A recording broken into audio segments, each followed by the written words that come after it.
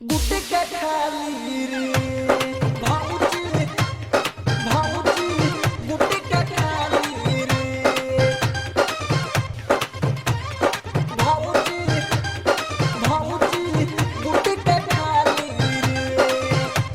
Dilwale recording studio भाऊजी गुटे के खाली सुनो सोया रहे गो राज्य के बतिया भौजी के लीला हम देखो निरतिया भौजी के लीला हम देखो निरतिया सुनो सोया रहे गो राज्य के बतिया भौजी के लीला हम देखो निरतिया भौजी के लीला हम देखो निरतिया मुंह में डाली के कुचत रहली भौजी हाली हाली रे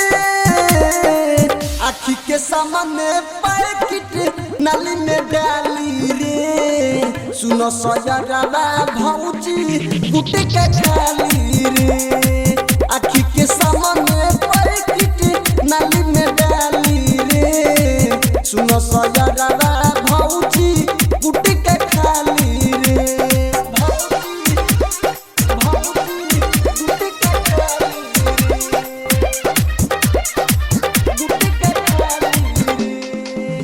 रात खाते रहली सुध पालस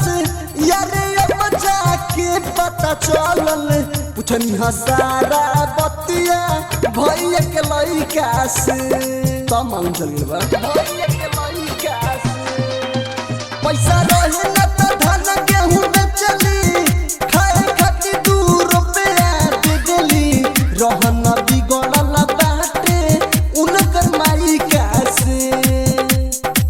रोज सवेरे खाई के कुलरा खेत जाली रे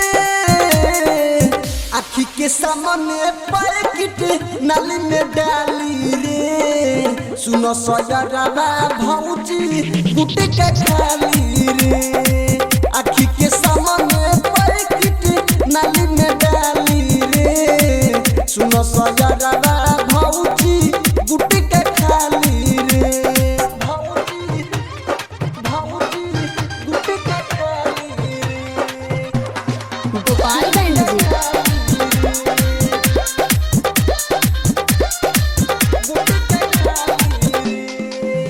का भरोसा कितिए धोइया दारू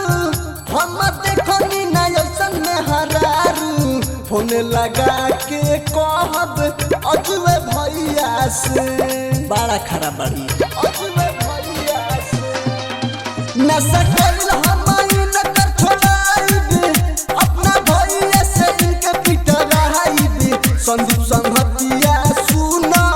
कवनो पैया से सोनी दिल वाले के नजर में भौजी गड़ल बाड़ी रे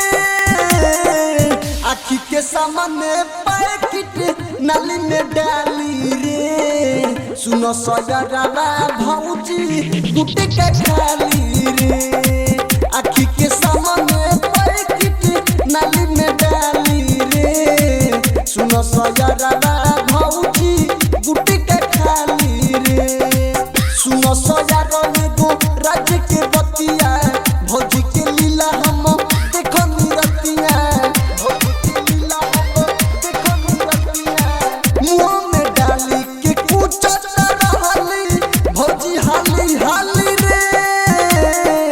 आखी के सामने पैकेट नाली में डाली रे सुनो सजरावा भौजी